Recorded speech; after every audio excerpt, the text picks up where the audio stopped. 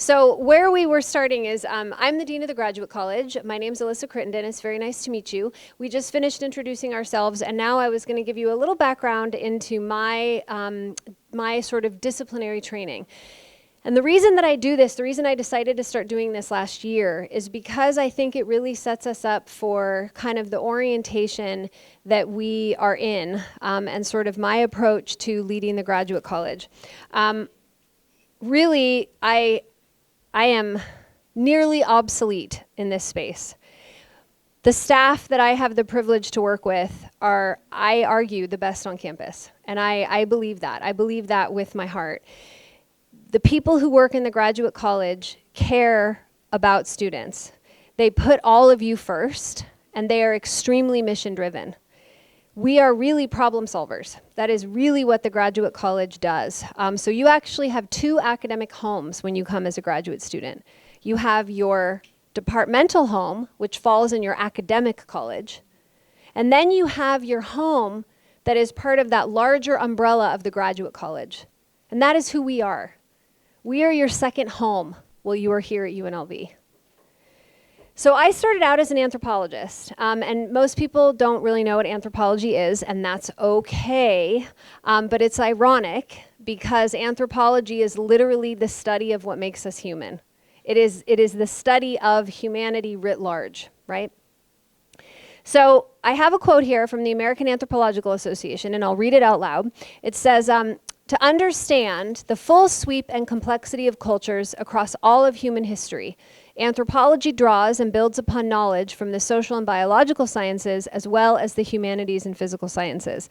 So in many ways, as an anthropologist, I think that's part of what sort of oriented me to wanting this job in the first place. Not only did I care so much about graduate students, and I felt sort of drawn and compelled to serving graduate students, but I am so interested in the myriad experiences that make us human.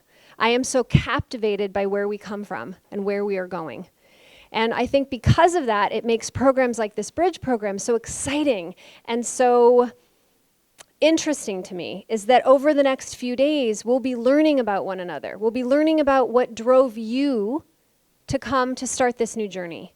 What motivated you? What is your allspark that is bringing you to UNLV to start your graduate education? And that's the good stuff. That's the stuff that keeps our team going. Oh, Diane, you angel. Okay. All right. So my training, because, you know, we are academics, of course, right? So part of our journey is always what our training is in, what is our disciplinary background. We have to do the requisite part. My training is in nutrition, so both clinical nutrition and also field-based nutrition, ecology and human biology. I have been working with a group of hunter-gatherers in East Africa and Tanzania since 2004. They're called the Hadza.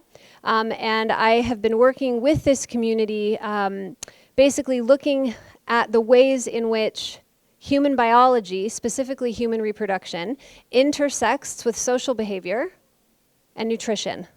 And that is sort of the nexus of my research, what I've been doing for over 20 years. I am still an active researcher, and I have my own active doctoral students. So I brought one of my doctoral students into the field with me this summer. She just got back a few weeks ago, and at this very moment, right now, she is 41 minutes in to her comprehensive exams. Yep. So she hasn't, I have my phone here in case she needs to SOS me from her comp exams.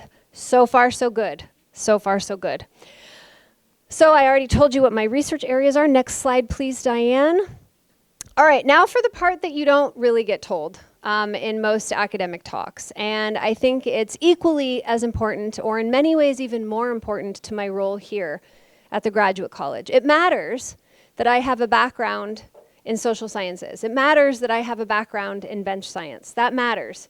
It matters that I understand work that comes from the humanities, right? That all matters because it means that I have sort of a grounding, a foundation with my own doctoral education and rising up through the ranks of being a professor.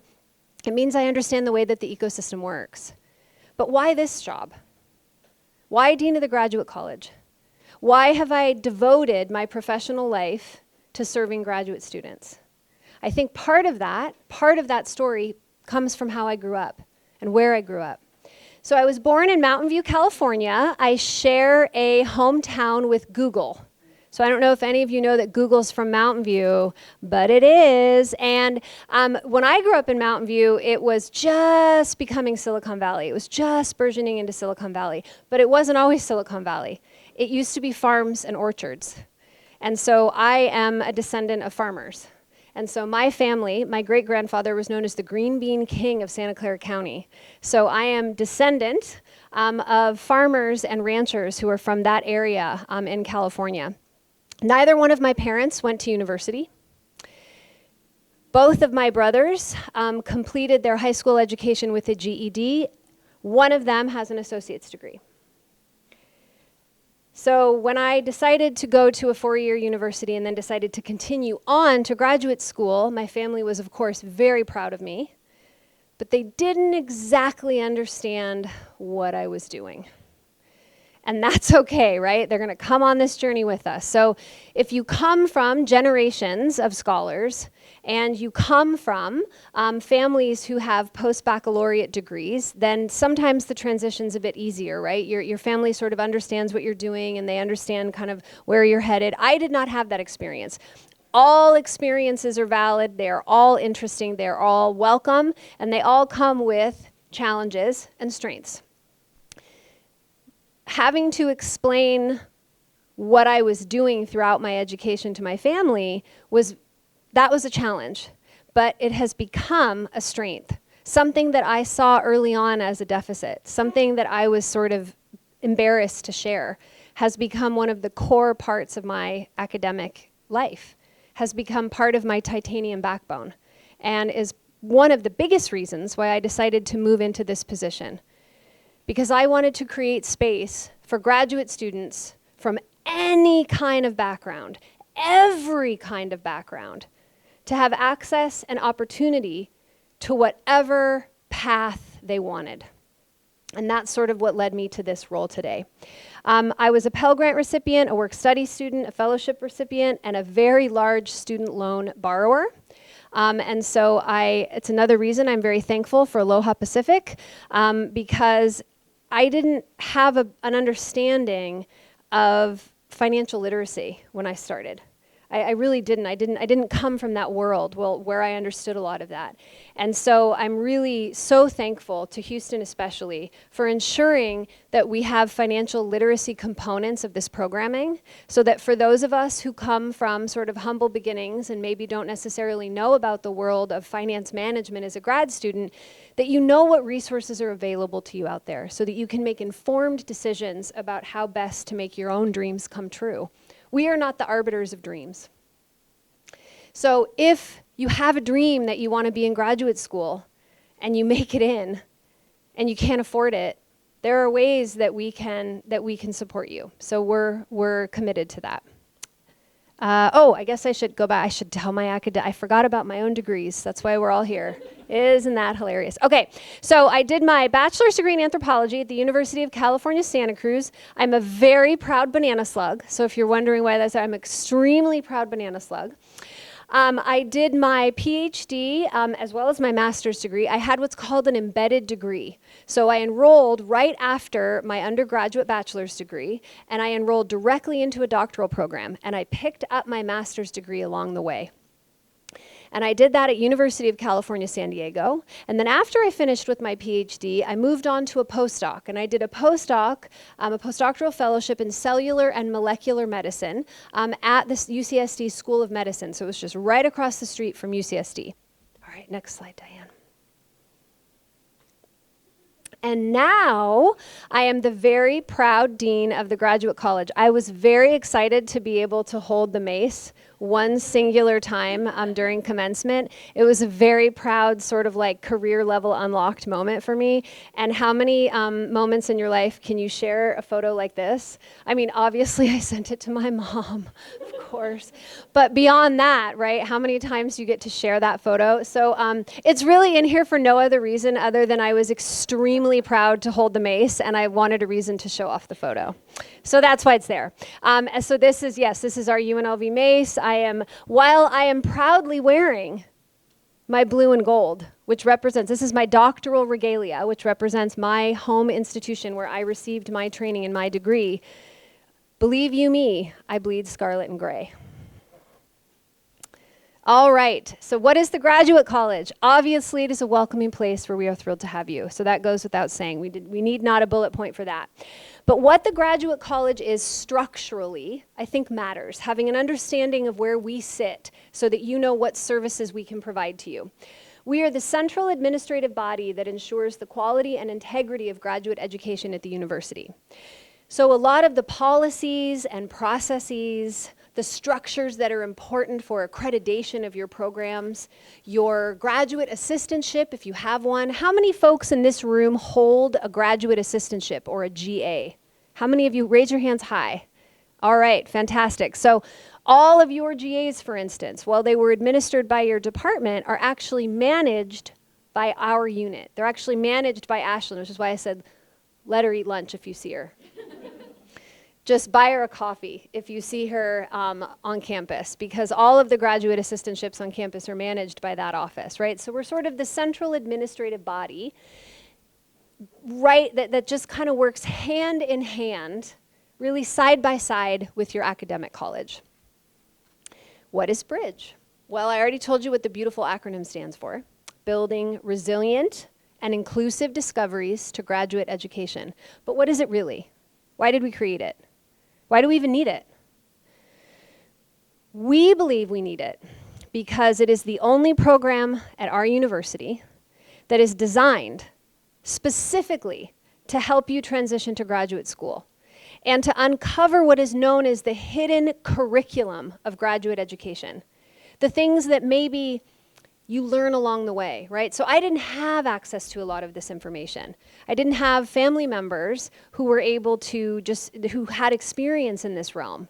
And so even if you do have family members who have come from the academy or who have themselves earned a post-baccalaureate degree, there is specific information to UNLV that you're also onboarding into, right? So it's not just sort of the big general stuff, but it also goes all the way down to the really fine-grained, institutionally specific things that we are hoping will help you succeed.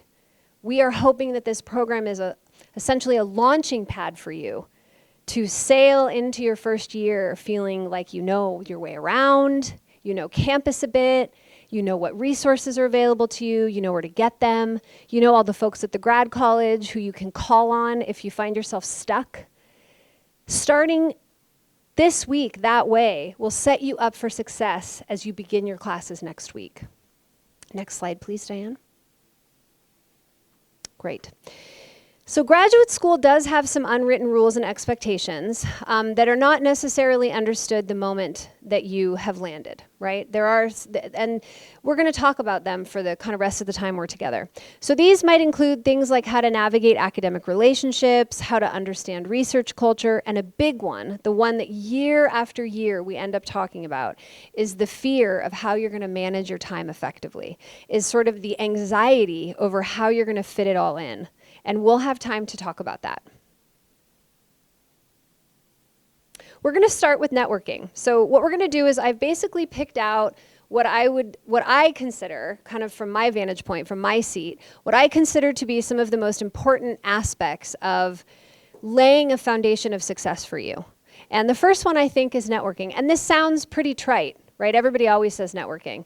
But it really does matter. And I think particularly in your graduate education, you can set yourself up for success by thinking about what your networking goals and your networking strategies are for all of the different stages of your graduate career, right? Because they're going to change, they're going to morph, they're going to evolve.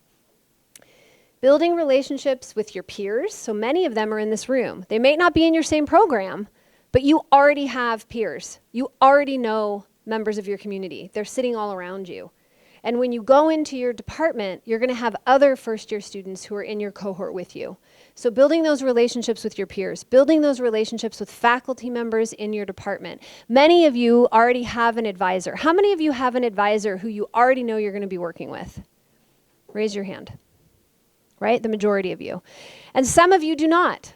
And that is just a difference in your degree, in your program, in the culture of your program. Maintaining good relationships with your faculty advisor and all of the graduate faculty with whom you interact, who will sit on your committee or teach your classes, who you will GA for, that's networking. Getting to know their expertise, getting to better understand what research they're doing, right? And how that can kind of interlock with what you're interested in doing. Also, professionals in your field. There are some of you who are going to be doing internships. And you might not even know you're doing internships. I know some of you are doing internships because I heard what programs you're in. How many of you think you're going to be doing an internship in your program? Yes, okay. I'm delighted to see that. That means that you've taken a look at the requirements for your degree. Okay, you're already 10 steps ahead. So good on you. Networking opens doors not only to research opportunities, not only to important collaborations and that you don't even know where they could lead in the future, but importantly to job prospects. Whether that means that you want to stay in the academy and you want to stay, essentially you're here to get your degree so that you can then have a job as a university professor. That is one worthy path. But there are other equally worthy paths. I want to say that again. There are other equally worthy paths that will take you into government jobs, that will take you into the nonprofit sector, that will take you into industry, that will take you into public health or public service, right? There are a lot of avenues. Doors are going to open with a graduate degree that would not otherwise. Next slide, please. Mentorship dynamics is a tough one, and it's one that we added after the first year because we also noticed that students were sharing a lot that they were a bit concerned about how to navigate that relationship. When I was in graduate school, I had a senior graduate student tell me that one's relationship with their doctoral advisor is going to be the most dysfunctional relationship of their life. And of course, that terrified me. That was not the case for me, right? That was not the case for me. And that should not be the case for any graduate student anywhere. But we are certainly going to do our absolute level best to ensure that that is not the case here. Conflicts happen, but so does resolution, right? And we have a lot of ways to mediate conflict. So I know there was so much fear over the last few years of how you were going to navigate that relationship if you didn't get along with your advisor. We have resources to help you. We have tools to help guide you so that it is a functional and healthy relationship. Okay? So this relationship is really important. And one of the ways to get off on very good footing is to understand the expectations of your advisor. Understand what they're looking for in terms of milestones and deliverables. Better understanding sort of what are their expectations for how many drafts you're going to be doing, or what feedback you would like to receive, and what feedback on your writing or on your experiments they're expecting to give you, right? Checking in early on and setting up that communication framework is unbelievably important. And it also demonstrates that you're showing up ready to go. It also demonstrates a commitment to what you are walking into together. So I really encourage you to reach out and on your first one-on-one, start having these conversations with your advisor. You're going to learn their communication style. It may not be the same as yours, and that can be challenging. But if you go in with an open mind, and you go in with the motivation to have open communication, and when there's a conflict, you talk about it, that gets you really far. You'd be surprised. You'd be surprised at how far that gets you. Working patterns early on can prevent misunderstandings. All of this early on can prevent misunderstandings. But particularly for those of you who are doing bench science, figure out what are the expectations for your graduate assistantship hours versus the hours outside of that that are essentially your training in the lab, right? Figure that out. Figure out what are the expectations for coming in and out of the lab. Figure out what are the expectations for all programs. When are you expected to be on campus? When can you work from home? Do you have an office that you're supposed to report to for your office hours, right? Things like that. Figure out what those expectations are on your time and where you are expected to be, and that will also set you up for success. We really believe in a model that we refer to here at the Graduate College as the mentorship mosaic. The mentorship mosaic. And it means that You may have one advisor, essentially, a primary advisor. You may have one chair of your committee, right? But you have many mentors. And the multiple mentor model has been shown with very robust data across decades to be the model that is the most successful in professional development. That is certainly the case also with graduate education. So seek your mentors where you can find them. Seek additional mentors. This might be more advanced students, right? And we don't have anyone from the mentors program in the room at the moment, but we have a mentors program, which is essentially a peer mentoring program that is moving into its second year. So seek additional mentors, maybe peers. Other faculty members, perhaps outside of your committee or sitting on your committee but not your chair.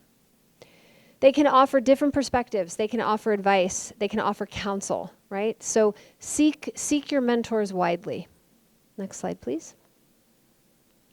Oh, this is a big one. This one came up a lot last year, work-life harmony. Work-life harmony.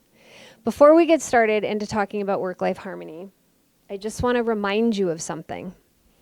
I want to remind all of you that you were admitted into graduate school because you deserve to be here. You were admitted into graduate school because you are accomplished, you are capable, you are intelligent, and you have already demonstrated success in your chosen field. That is why you were admitted into graduate school. It can be really hard to remember that, particularly in your first semester, where many, many, many people feel overwhelmed. But if you can remember to go back to that and to remind yourself that you were admitted over all kinds of other applicants because you are worthy and you belong here. If you can remember that, I think it will help a lot. It can be all-consuming. We often see graduate students at the end of their first semester and they're just like, I'm not even sure it's just been a whirlwind, right? Because it's so new and everything is sort of it can be so overwhelming. So managing your time and setting boundaries for yourself is really important. It's critical, actually, in terms of maintaining not only your mental health, but also your physical health, whatever that means to you. Whatever that means. We had students last year sharing with me that the way that they sort of unwound was to play video games online with friends. Great. We have other folks who were running marathons. Obviously, probably not in August in Las Vegas. Nevertheless, there are marathons to be run, right? There's one in Utah that just happened. So I think finding whatever that is for you that helps you do some self-care is really important. And it's going to look different for everyone, right? It's going to look different for everyone. The one thing that looks the same for everyone is sleep. And you're probably going to deny yourself of it.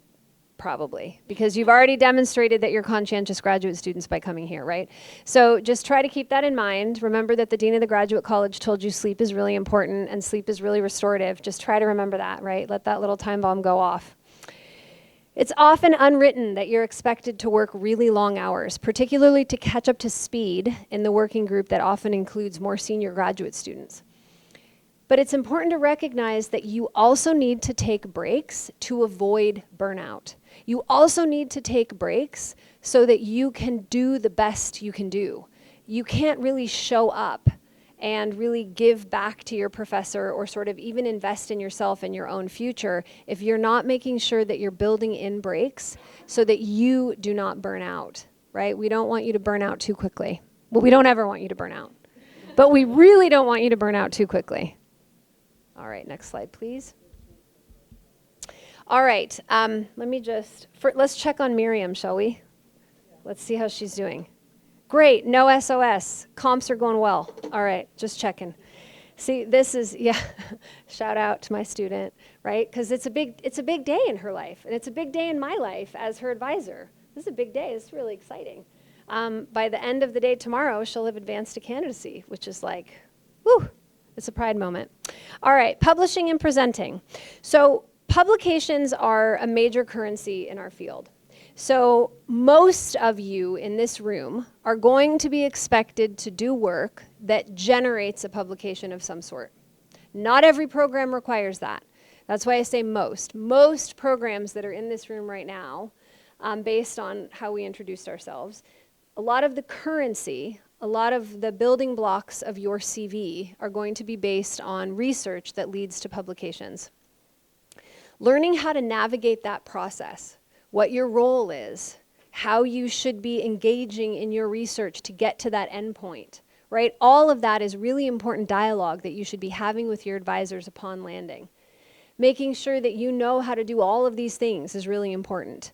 And there will be a lot of programming throughout the year that will help you wherever you are in this process. We have programming at the Graduate College to support you and sort of meet you where you are in terms of your writing and your publishing needs. Presenting your work at conferences is another one. We do have some opportunities to present your work on campus. One of them, you probably won't be doing them this year, but it's important to be thinking about it for next year. So in addition to going off campus and going to conferences, right, in your discipline, there are also opportunities that are a little closer to home for you to get some good experience. I had a colleague a couple years ago, a professor in my home department, who showed up at one of the places where you can present your work, probably the biggest on-campus opportunity. It's called the Graduate and Professional Student Association Research Forum, and it's co-hosted by the Graduate College. So GPSA, Graduate and Professional Student Association, GPSA is your student body. They're the student body of the graduate students. And they collaborate with us, the Graduate College, and together we put on this research forum. Last year we had over 200 presentations from graduate students at UNLV. And so this professor friend of mine, this colleague, a couple of years ago, sought me out. I was judging. I was hunched over a clipboard judging in a session. And he pulled me out of the session and he said, "This is fantastic. I forgot how exciting this is. I forgot how energized I am by this." The same professor, this is a full professor, has been here for 30 years, right? Still just sparked by the research that he was judging. Sends me an email afterward and he said, "You know, I love this event. It's my favorite. And it's my favorite because it gives all of our graduate students at UNLV a safe place to make a mistake." I think it's probably one of the most impactful things that I have been told in decades of my career about why these spaces matter, because I think he was right. And I think it's really important. And so the Graduate College is also here to help you when you make mistakes. And you will make mistakes. But presenting at the research forum is something that everybody should be thinking about. When you get to the point where you have your own research and you're really proud of it and you want to get that experience and that expertise, presenting in the 3-minute thesis or the 3MT Rebel Grad Slam, that's a great place to start. That one's really fun. That one also comes with money. So everybody really likes that one. All right, next slide, please. How am I doing on time? 10 minutes? 10 minutes? 5? 0? Negative? Right after that, it's a break, so you're good. Okay, what time is the break? I don't have the agenda in front of me. Okay, so the imposter syndrome. Oh, this one's a tough one, right? This one's a tough one. We would be remiss if we did not actually talk about imposter syndrome, right? Every orientation to graduate school is supposed to talk about imposter syndrome. I'm going to give you my, I'm going to play, devil's advocate. I'm going to give you the other side of the coin in a minute. Let's do the first bullet point first. So many graduate students feel like they don't belong, right? Or maybe they're not as competent as their peers. That they have something in their background or their language skills or where they come from or their family history or their personal obligations outside of their program, whatever it may be, right? Many students feel that they are not as competent as their peers upon landing. That's really common. That's a really common thing. And this is why I wanted to remind you all before we ever got to this slide, to remind yourselves that you belong here. And that you were admitted into your program based on your already established successes. That you are wanted here. You are welcome here. You belong here. This is your university. This is your institution now. Right? So remember that, because it is very, very common to feel that way. All right, now for the flip side. This is why I'm torn on imposter syndrome, right? Focusing too much on imposter syndrome is also not helpful, right? Focusing too much on this can be a detriment. Because what if you don't have imposter syndrome? What if you're sitting there ready to go, pen in hand, notebook open, Monday morning before classes start at the Bridge program in the grad college, and you were like, hell yes. I am here, right?